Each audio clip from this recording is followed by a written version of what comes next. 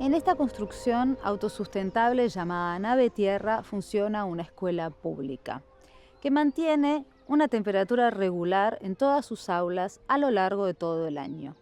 Esto es por el aprovechamiento de la masa térmica y la ventilación natural y cruzada.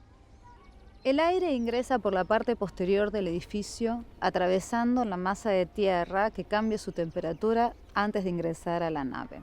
Luego circula por los ambientes y sale por los huecos habilitados para esto que se encuentran en el techo del invernadero. De esta manera se evita la utilización de combustibles fósiles para mantener agradable la temperatura en la escuela durante todo el año.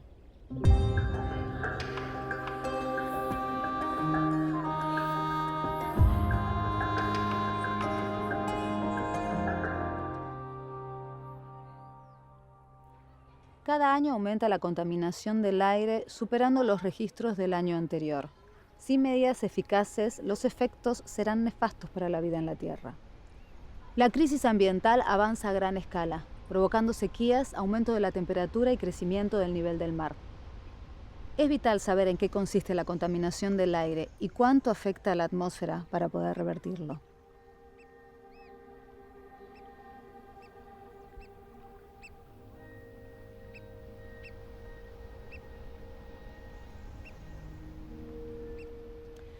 Los humedales siempre se asocian con el agua, pero su destrucción afecta de distintas maneras en el medio ambiente, porque de ellos depende el equilibrio dinámico natural. Las turberas son un tipo de humedal que se componen por musgos o plantas vasculares. No es un ecosistema muy típico en la Argentina. El 95% de estas se encuentran en Tierra del Fuego. Las turberas son uno de los mayores captores de carbono del aire.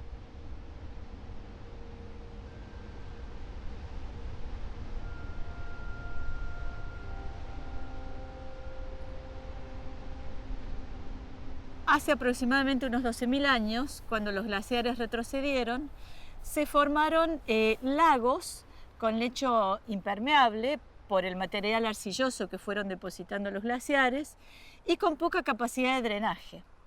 Ese sedimento sobre esos lagos, a medida que se fue perdiendo el agua, ese sedimento fue el lugar donde empezaron a crecer plantas propias de ambientes acuáticos.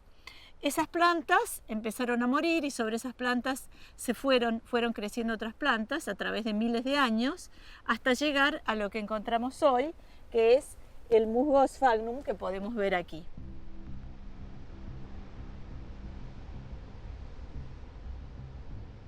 Una turbera es un humedal, por definición de Ramsar, y además es un ecosistema muy particular porque tarda en formarse miles de años. Una turbera puede tardar en formarse más de 10.000 años. Brindan muchísimas contribuciones ambientales y la más importante en este momento de crisis climática es la capacidad de absorber carbono. Las turberas absorben mucho más carbono que los bosques, por ejemplo. Por lo tanto, conservarlas significa retener debajo de la tierra muchas toneladas de dióxido de carbono que actualmente son el principal causante del cambio climático en nuestro planeta. Bueno, la turba es un medio que está permanentemente saturado y en condiciones anóxicas, es decir, sin presencia de oxígeno. Toda la materia orgánica que se fue acumulando, en realidad, no se descompone, está semidescompuesta toda esa materia orgánica que se ha ido acumulando a través del tiempo. Por eso si hacemos un sondeo podemos encontrar, por ejemplo, restos de troncos de árboles, podemos encontrar las plantas que hace miles de años existían abajo, porque esa materia no se descompone porque no hay presencia de oxígeno, no se produce la transformación de la materia orgánica. Por eso, en el proceso de fotosíntesis, cuando las plantas que están sobre la turbera capturan el carbono queda secuestrado, no se libera de nuevo. Esa es la gran diferencia con otras plantas. No se vuelve a liberar a la atmósfera, sino que queda secuestrado, almacenado en la turbera. Las turberas son grandes almacenes de carbono, por supuesto las turberas prístinas, las que no están degradadas, donde continuamente la turba va creciendo, cerca de 1 milímetro por año crece la turba, y el carbono queda secuestrado adentro. Entonces, el cambio climático de alguna manera causado por la acción antrópica, por las emanaciones de dióxido de carbono, de dióxido de nitrógeno y de lo que llamamos gases efectos invernadero o GAES. Esos gases aumentan la temperatura del planeta y por lo tanto generan desequilibrios climáticos. ¿Qué pasa cuando se drena una turbera? En el momento de drenarse la turbera se deprime el agua que existe en la turbera, dijimos que es un medio saturado, deja de ser un medio saturado, entra el oxígeno y pierde su condición natural. Entonces pierde la condición que tiene de secuestrar el carbono y libera el carbono a la atmósfera. Digamos que al conservarlas evitamos que esos gases vayan a la atmósfera y que de alguna manera contribuyan al aumento del cambio climático. Tanto como cuando se incendian los bosques, como cuando se tala un bosque o cuando se explota una turbera, todo ese gas va a la atmósfera. Por lo tanto, eso genera que aumente la concentración de ese gas en la atmósfera y ahí provoca las consecuencias del cambio climático. GPI, que es la Iniciativa Mundial de Turberas, que se creó en el año 2016, ha estimado que si bien las turberas cubren el 3% de la superficie del mundo, secuestran el doble de carbono que la biomasa forestal de todo el mundo. Y además almacenan el 30% del carbono que está almacenado en el subsuelo del planeta. Ahí podemos ver la gran importancia que tienen las turberas como almacenes de carbono. Y ahí podemos ver el problema que significa el drenaje. GPI ha calculado que el 5% de las emisiones de carbono mundiales están vinculadas al drenaje de las turberas. El drenaje de una turbera se realiza cuando se corta la turbera por algún motivo, por ejemplo para hacer uso extractivo, o cuando se hace una zanja en la turbera con algún propósito de secarla. Muchos hacen una zanja y dicen, vamos a secar esta turbera para poder caminar.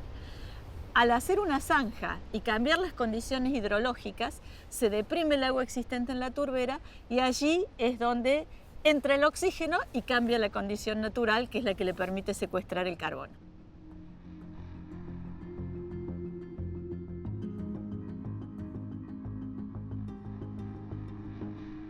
Nosotros creemos que la tendencia mundial y latinoamericana apunta a la conservación de turberas. Lo que se pretende es conservar las turberas de todo el planeta. Hay turberas en Alemania, en Irlanda, en Islandia, en Finlandia, en Noruega, en Chile, en Argentina, en Nueva Zelanda, en Australia, en Kenia, en Brasil, en Venezuela, o sea, muchos países tienen turberas. En la República Argentina existen turberas en la Patagonia Austral, pero el 90% de las turberas aproximadamente está ubicada en la provincia de Tierra del Fuego. Estas turberas durante muchos años estuvieron sometidas al uso extractivo porque están incluidas en el Código de Minería como mineral de segunda categoría.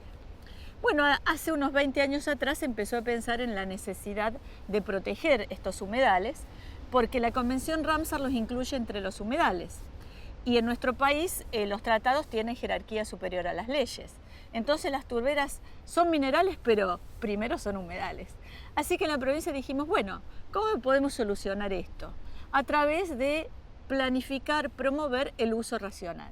Para ello se realizó un proceso de ordenamiento de las turberas que duró 11 años, desde el año 2000 hasta el 2011, donde se aprobó la zonificación que se llama Ordenamiento de las Turberas de Tierra del Fuego, donde se destinan zonas al uso extractivo, principalmente al este de Tolwyn, y zonas de conservación. Hoy hay aproximadamente 38 concesiones turberas, todas están concentradas en el centro de la isla, que es en la ciudad de Tolwyn.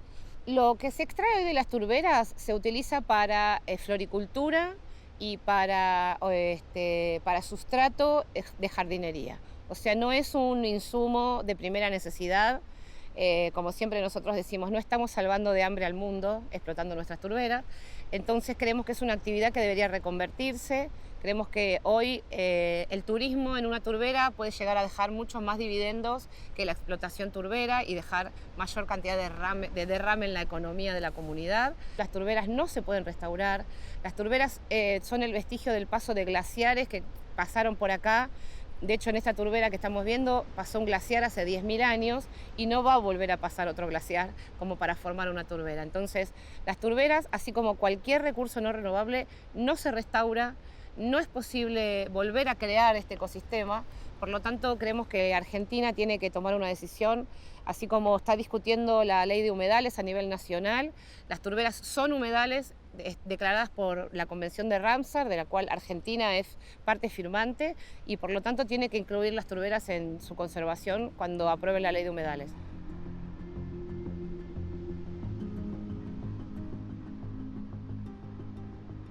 Es bueno mencionar que el uso extractivo de las turberas no es sustentable. ¿Por qué? Yo ya expliqué que al drenar una turbera, el uso extractivo implica primero el drenaje. Al drenar una turbera, la turbera pierde su condición natural, deja de crecer la turbera, deja de crecer la turba al perder esta condición natural, y entonces la turbera a corto plazo se degrada y a largo plazo desaparece como turbera. Y entendimos que sacrificarlas es muy duro, porque en un momento en que se está peleando a nivel nacional por tener una ley nacional de humedales, sacrificar los humedales característicos de nuestra provincia nos parece realmente muy triste. La turbera es el ecosistema donde uno ve agua y vegetación unidos en su máximo esplendor, en colores, en formas, en geoformas que uno puede observar en su superficie, donde se forman patrones, mesorrelieves, lagunas, una variedad y una singularidad impresionante de geoformas que hacen que las turberas de Tierra del Fuego, sobre todo las turberas de fondo de valle, son realmente maravillosas. Cualquiera que se pare a mirar el Valle Carvajal puede venir a nuestra provincia a ver el Valle Carvajal, el Valle de Tierra Mayor y el Valle aquí de Rancho Hambre, y observar esta maravilla de la naturaleza donde se combina agua, bosque y vegetación única de las turberas.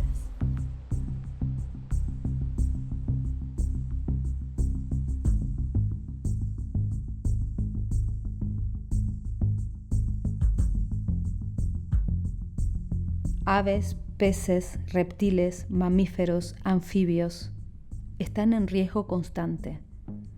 1 de cada 5 especies están en peligro de extinción y por consecuencia nosotros mismos. La ciencia estudia y alerta sobre este fenómeno socioambiental que se manifiesta en todos los rincones del planeta, en todos.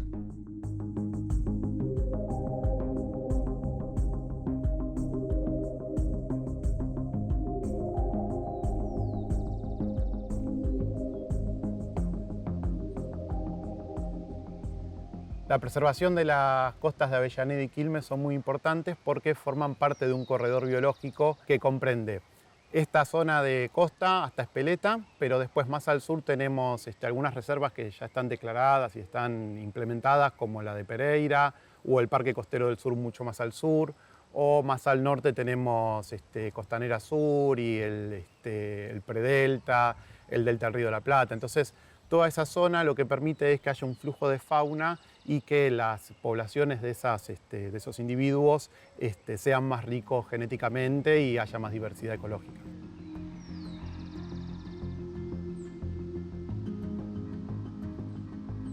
La Reserva Marginal Quilmeña es una reserva que tiene una historia relacionada con la lucha de las Madres de las Torres. En esta zona se implementó el SEAMSE, el relleno sanitario del SEAMSE, durante muchos años. Se tiró mucha basura, mucha que no está debidamente informada, no sabemos muy bien qué se tiró. En los años 2000 se empezó a llevar una serie de manifestaciones por personas que habían tenido enfermedades relacionadas con los gases que se producían en esta basura, y se empezó una lucha ambiental en la cual se logró que se cerrara el SEAMSE y se formaran en la franja costera una reserva en Quilmes y otra reserva en Avellaneda.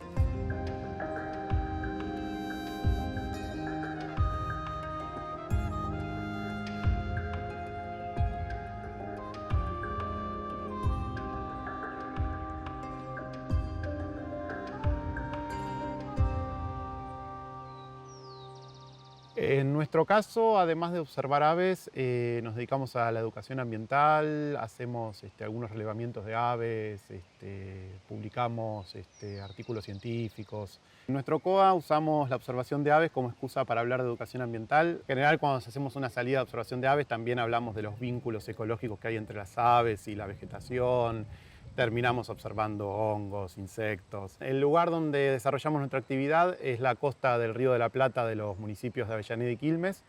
Es una zona muy diversa porque tiene zonas de bosque, de humedal, entonces es muy buena para observar aves porque hay muchos tipos de aves distintas que habitan distintos ambientes y también tiene una importancia ecológica sobresaliente porque da un montón de servicios ambientales a la comunidad, como evitar inundaciones, bueno, el aporte de oxígeno en contexto de cambio climático, zonas de esparcimiento. Uno llega el primer día y va a ver 50 especies distintas. Las primeras veces que veníamos, les contaba antes que había 10, 15 especies llegamos a distinguir. Hoy en día, cuando salimos, llegamos a ver 70, 80, 90. Pero eso porque fuimos aprendiendo.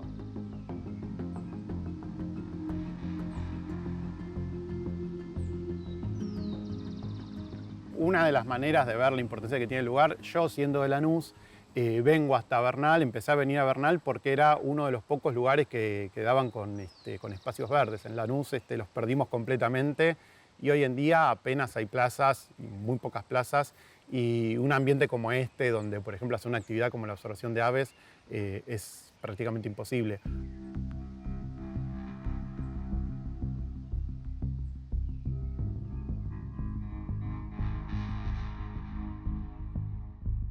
La acción humana es determinante en la manipulación de variables ambientales. Sobreexplotación de recursos naturales, degradación del hábitat, desorden de la cadena alimentaria, calentamiento global y contaminación rompen el equilibrio perfecto natural y lo colocan en un riesgo permanente. Qué importante sería que entendiéramos que no estamos fuera de la naturaleza, sino que somos parte de ella. La contaminación trae un perjuicio para todas las especies, incluyendo la especie humana. Por un lado, la ciencia viene alertando sobre un escenario que se presenta como nocivo. Y por el otro, grupo de ambientalistas se comprometen en la protección de la biodiversidad. Desde agrupaciones ambientales con alcance planetario hasta pequeños grupos de vecinos se comprometen con el cuidado del ambiente. Es una forma de cuidarnos y de entender que somos uno.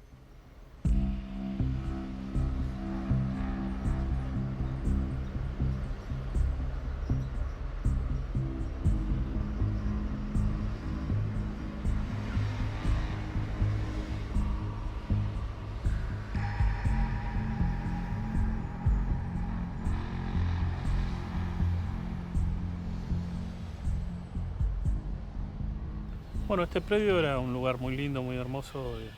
Era un valle de inundación. Generalmente el agua que venía de la lluvia se estancaba acá en este lugar y iba a parar al arroyo Pinazo. Nosotros con los vecinos y con mi familia íbamos al arroyo muchas veces, como hemos compartido días ahí, muy lindo. Era un lugar que tenía peces, era un lugar de mucha vegetación verde, era un lugar muy lindo.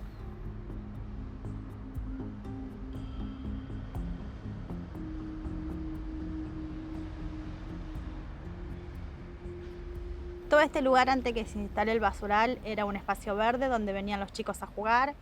Yo llevaba a mis hijos al arroyo a pescar y una vez encontramos una tortuga, mi hijo la sacó de ahí, estaba súper contento, era un lugar re lindo donde los chicos podían jugar y todas esas cosas, y ahora lamentablemente nada. Sin embargo, hoy bueno, es un depósito de basura que la verdad que no solamente nos afecta la basura, sino que también hace que se inunde el barrio porque el nivel del suelo del basural está muy alto y hace que sea como una palangana y se inunde el barrio. Bueno, un basural a cielo abierto es la disposición o la acumulación indiscriminada de residuos, ¿sí?, que provienen de diferentes actividades en un punto específico, ¿no?, en el territorio. puede tener diferentes dimensiones, pero básicamente se trata de eso, y esta acumulación indiscriminada es sin ningún tipo de control, ¿no? No se controlan las emisiones, no se controlan lo que está pasando con la contaminación en el suelo y demás.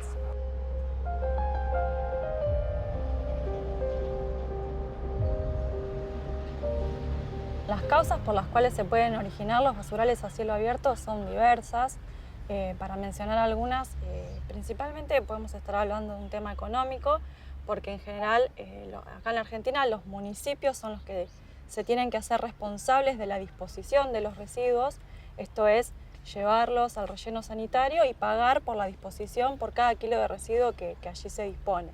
Entonces esto representa un costo, no solamente por el pago de la disposición en cuanto a cantidad de residuos, sino por el transporte también, por el traslado.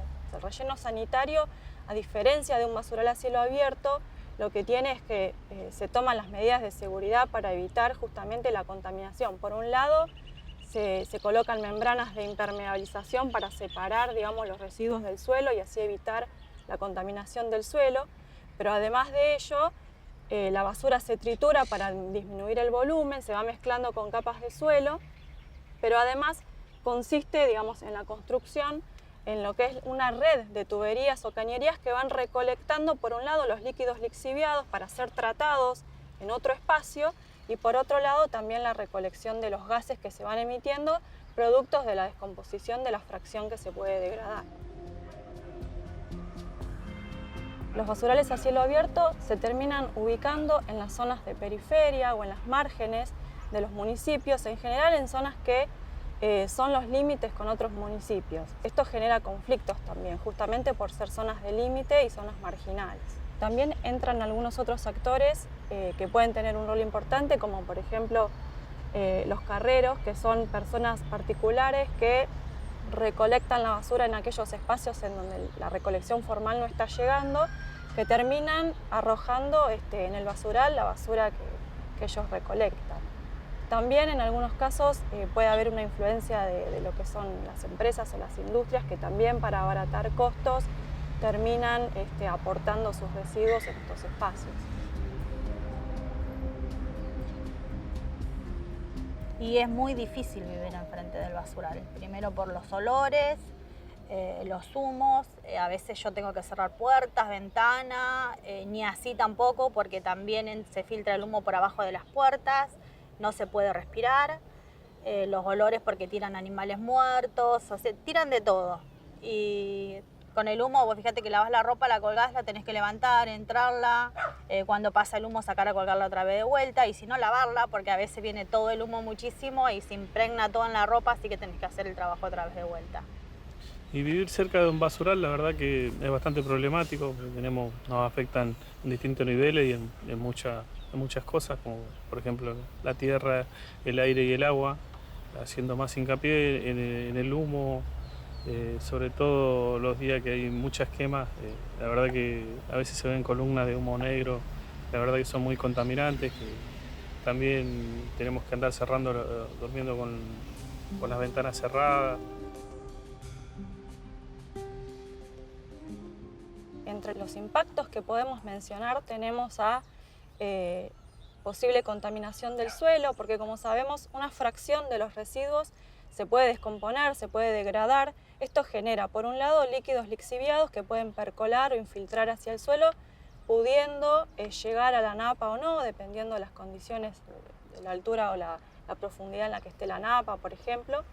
Y por otro lado, también, como parte de este proceso de descomposición, se producen emisiones de gases. Estos gases contaminan el aire, ¿sí? Por un lado, o sea, dependiendo de las condiciones en las que se dan estos procesos de descomposición, podemos estar hablando fundamentalmente de dióxido de carbono o de gas metano o de algunos óxidos, dependiendo del residuo que tengamos, porque estamos hablando de mezclas de residuos que no conocemos su origen, digamos.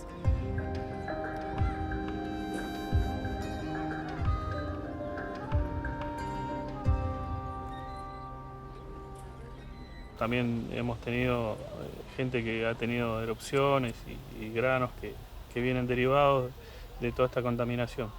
Hay diversas enfermedades que pueden estar vinculadas con las personas que viven sobre todo cerca de los basurales, fundamentalmente aquellas de tipo respiratorio, por inhalar los vapores que surgen de estos gases.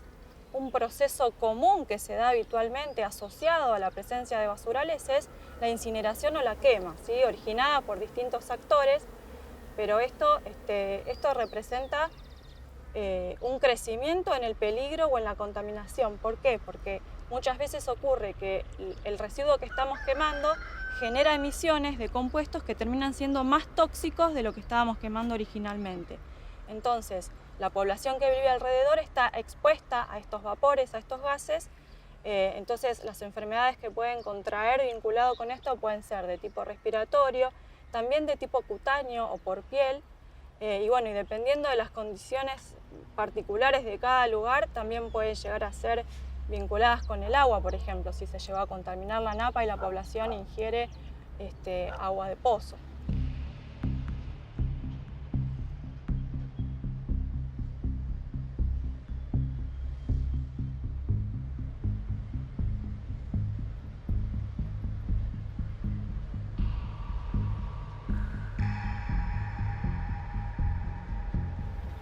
Bueno, Vecinos Unidos es un grupo de gente que se empezó a organizar justamente por ver este problema tan grande que es el del basural.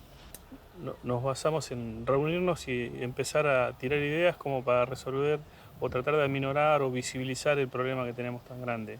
Así que hablé con uno de la máquina, que estaban acá los del basural, le pedí que si me podían hacer un espacio, si me podían correr la tierra y la basura. Me dijeron que sí.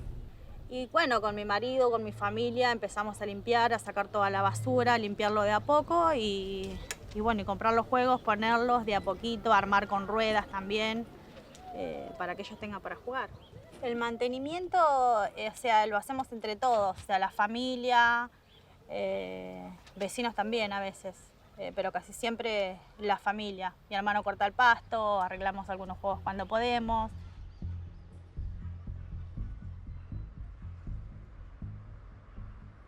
En un momento estuve pensando en irme del barrio porque la verdad que no es lindo vivir cerca de un basural.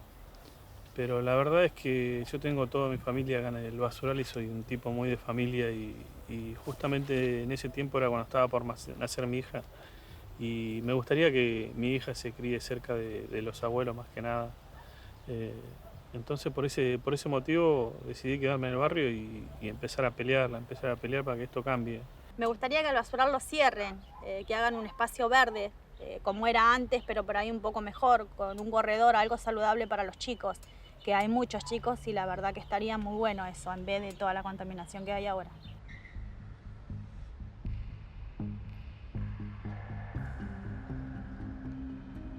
Para poder solucionar el problema de los residuos tiene que haber un aporte de cada uno de los actores que están involucrados. Por un lado, desde una primera cuestión, podemos pensar desde las empresas mismas de cómo producen los productos, pensar en cuáles son los residuos que se están generando, para que sea una verdadera gestión integral, ¿no?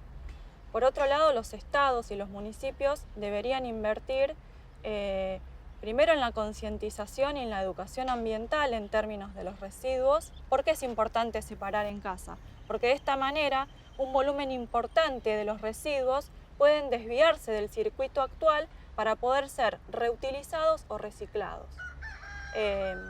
Y por otro lado, desde los municipios se debería invertir en lo que es la recolección diferenciada, ¿no? Para que esto, pueda tener una continuidad y efectivamente se pueda dar ese desvío del circuito formal. Porque si yo separo en casa, pero después el camión no recolecta de manera separada, todo termina en el mismo lugar. Además contamos ahora con la ley Yolanda, en donde lo que se está proponiendo es que los políticos tengan una formación ambiental, pero por supuesto algo ya pensado a mediano y a largo plazo tiene que ser indiscutidamente la inversión en una educación ambiental desde edades tempranas, ¿no? Y de manera sostenida en el tiempo. Esto es fundamental también para empezar a cambiar la mentalidad y empezar a ver que esto de los residuos tiene un impacto importante.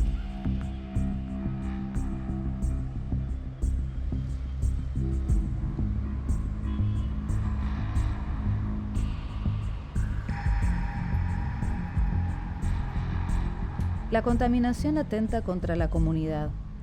La sociedad no debiera soportar los elevados costos de esta contaminación, ya que tienen impacto negativo sobre la economía, la productividad laboral, los costos de atención sanitaria y el turismo. Intervenir en el control de la contaminación es un beneficio para toda la humanidad.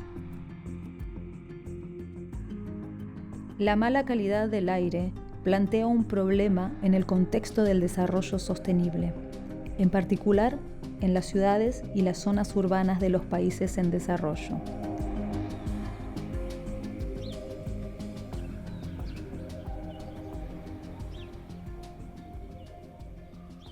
Nos encontramos en Colonia Santa Ana, en el departamento Uruguay de la provincia de Entre Ríos, frente a una de las tantas escuelas fumigadas. Esta escuela rural, en su momento, sufrió fumigaciones al grado de que una de las docentes participó de un estudio llevado adelante por la Universidad Nacional de La Plata y en su sangre se encontraron agroquímicos, en este caso el insecticida clorpirifos. En 2010 se fumigó con una avioneta sobre este mismo campo. Eran las 2 de la tarde y salíamos al recreo y vimos que en el campo que podemos ver acá enfrente estaba una máquina fumigando.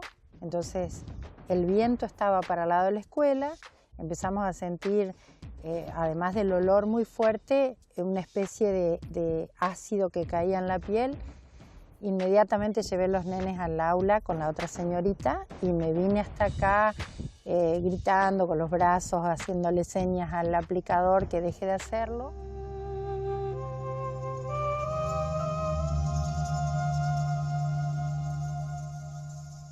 Los agrotóxicos son los productos químicos utilizados en la agricultura para combatir plagas. Hablamos de agrotóxicos y no de agroquímicos o pesticidas porque estos afectan a la salud humana. La contaminación producida por los agrotóxicos puede afectar a la fauna y a la flora, que no era el objetivo principal de la fumigación.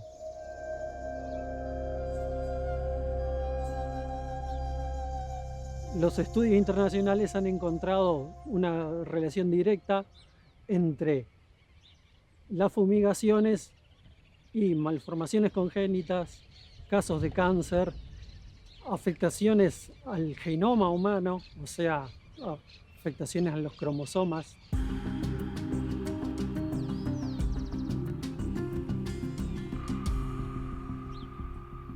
La provincia de Entre Ríos se encuentra en el corazón sojero de la Argentina. Hace unos años, el gremio docente de la provincia realizó un relevamiento de escuelas rurales y se encontró que más de 80 de estas escuelas eran víctimas de las fumigaciones, hasta 4 veces por año.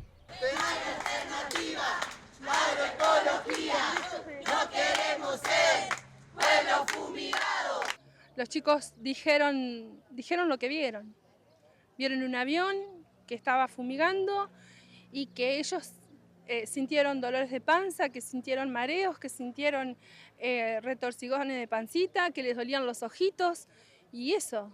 Empezar a luchar desde ahora por la agroecología, por un modelo de producción que diga basta a los agroquímicos y que nos dejen de envenenar. Cuadros muy reiterados de afecciones respiratorias, de afecciones en la piel y descomposturas ahí repentinas que no entendíamos por qué estaba pasando. Cuando empezamos a investigar y a leer sobre qué era lo que producían estos agroquímicos, entonces empezamos a relacionar una cosa con la otra.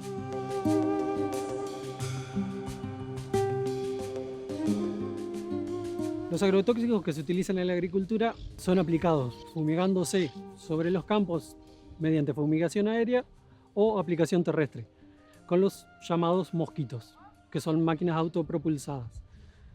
La deriva, que es el agrotóxico que no cae sobre el blanco, termina en el ambiente y puede dispersarse mediante varias maneras. Una de las maneras es la escorrentía superficial, que se le llama al agua que corre por el campo, y puede terminar en un curso de agua, y también está la posibilidad de que termine en una napa de agua subterránea.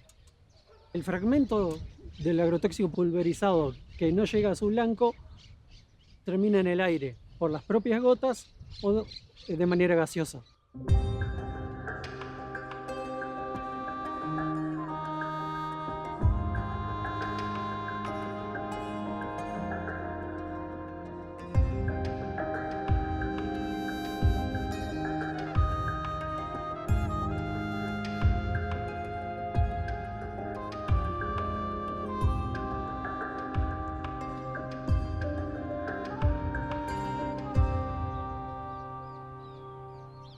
Tenemos que entender que las aplicaciones indiscriminadas de agrotóxicos son un problema de salud pública y tomar medidas al respecto. La Ley General del Ambiente, en su artículo 4, nos habla del principio precautorio, o sea, tomar medidas antes de llegar a una afectación más grave en la salud humana.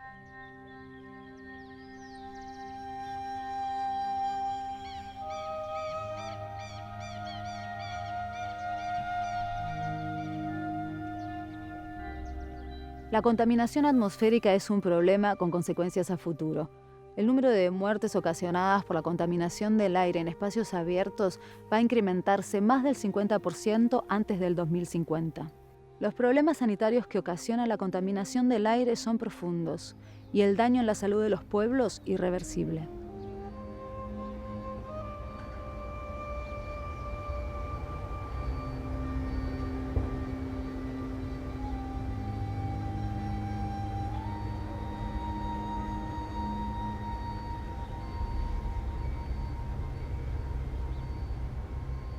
Bueno, yo al tiempo de vivir acá comencé a notar un tipo de alergia en la vista y en la nariz, o sea, en el sistema respiratorio. No solamente afecta eso en mi salud, sino también la parte psicológica, por estar viviendo como en la punta de un volcán, que en cualquier momento va a explotar. No podés disfrutar un día al aire libre porque está continuamente el sonido de las empresas tallándonos el cerebro.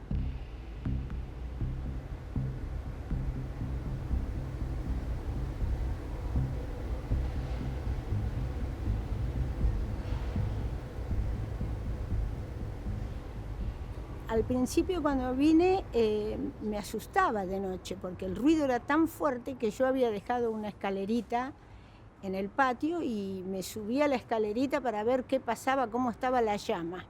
Todo eso afectó psicológicamente, emocionalmente, me afectó. Como a mí y a otros que se han ido también.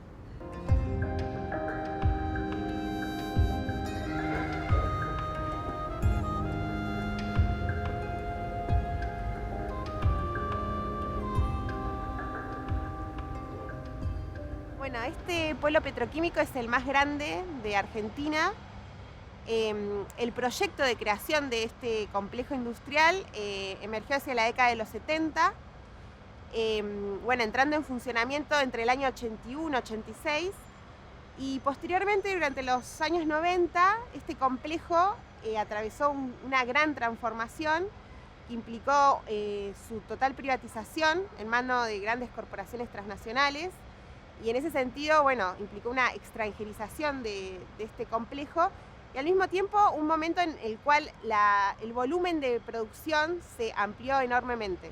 Estas empresas, en términos de lo que hace a su proceso de producción, tienen la característica de que justamente implica la apropiación de un conjunto de bienes comunes de la naturaleza, pero también otros bienes comunes que podemos pensar como bienes comunes de la ciudad, en términos de que para desarrollar su proceso productivo consumen intensivamente, por ejemplo, el agua y el gas principalmente, pero al mismo tiempo generan una contaminación en términos de diferentes emisiones, tanto gaseosas al aire como también de fluentes sobre el estuario de Bahía Blanca, y también una ocupación territorial más vasta que implica la apropiación de determinados espacios urbanos e infraestructuras urbanas.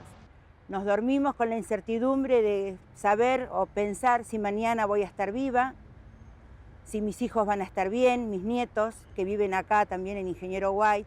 Ese es el miedo que tenemos y el miedo que tiene mucha gente de White. Lástima que no todos lo manifestaron en su momento cuando comenzaron los reclamos allá por el 20 de agosto de 2000, con el escape de cloro, comenzamos a hacer los piquetes.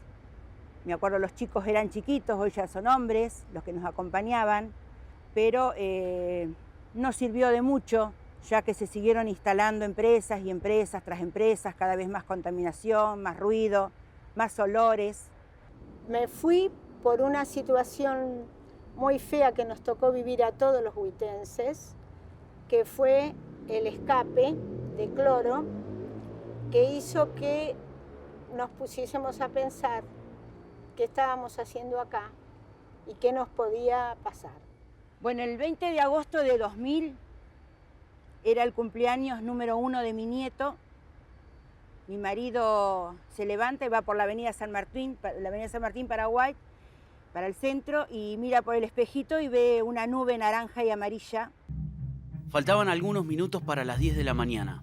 Era el domingo 20 de agosto del año 2000, cuando una espesa nube, color amarilla, despertó los peores temores entre los vecinos de Ingeniero White.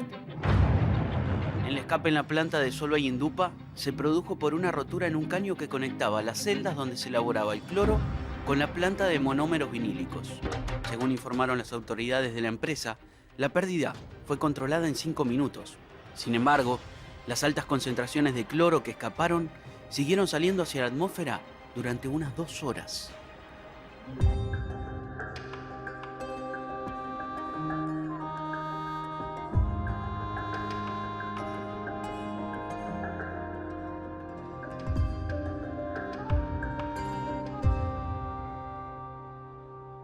Todos en general acá empezamos a presentar problemas de salud serios y muy serios.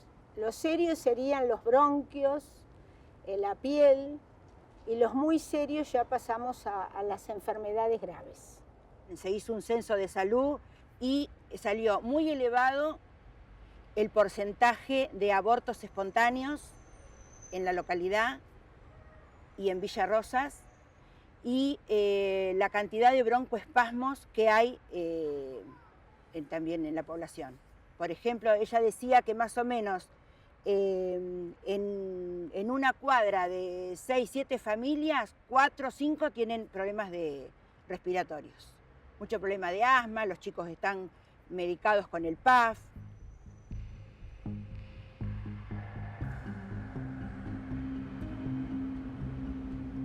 Estas empresas utilizan incansablemente a la atmósfera como un sumidero petroquímico, en términos de que arrojan las 24 horas de los 365 días del año gases y también ruidos, luminiscencias y diferentes humos, que eso tiene un conjunto de impactos y consecuencias, tanto sobre el territorio más cercano como en términos más generales, digamos, también de Bahía Blanca en su conjunto.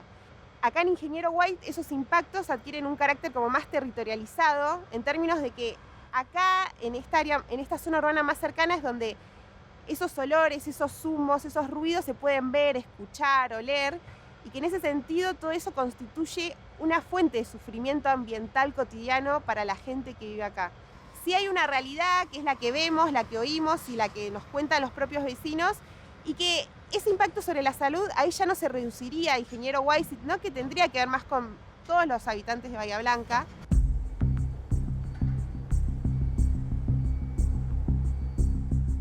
En términos de las emanaciones gaseosas del pueblo petroquímico, una de las más importantes es el dióxido de carbono, que justamente es uno de los principales gases de efecto invernadero y que en ese sentido actúa en el calentamiento global del planeta, y por lo cual se puede entender que el pueblo petroquímico tiene al mismo tiempo un impacto mayor en términos de la atmósfera, que la podemos entender como un bien común global al mismo tiempo. Cada vez que vengo para este lado lo siento, porque era un lugar donde me gustaba, porque la casa era mía, y yo ahora estoy alquilando. No, lo que vendí no me alcanza ni para nada. Y es triste porque de tener una casa, y una linda casa, en un barrio que a mí me gustaba, con gente que yo quería, y en una escuela donde estaba trabajando enfrente de mi casa, ¿qué más quería? Tuve que dejar todo para irme porque la situación de la salud está primero.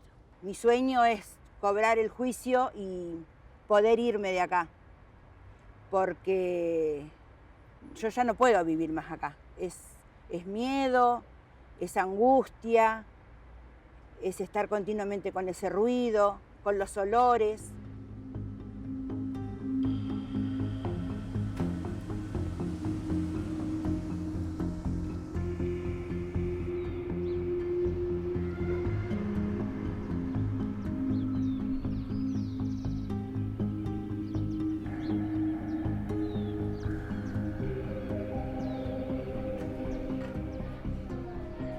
Con elementos que contaminan se pueden hacer muchas cosas, como por ejemplo una escuela. Las bases de este edificio están hechas con neumáticos, las paredes con latas de aluminio, botellas de plástico y botellas de vidrio. Elementos que pueblan los basurales y que contaminan barrios enteros, transformados en aliados para una vida mejor. Una escuela que se construye con residuos convertidos en recursos.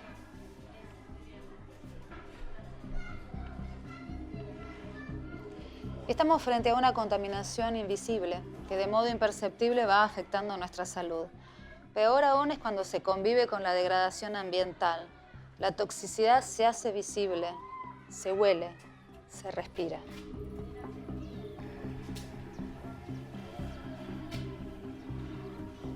La crisis socioambiental debe ser visibilizada. Siempre hay algo que podemos hacer para mejorar esta situación. Pero antes hay que tomar conciencia, informarnos. Revertir esta situación es nuestra tarea.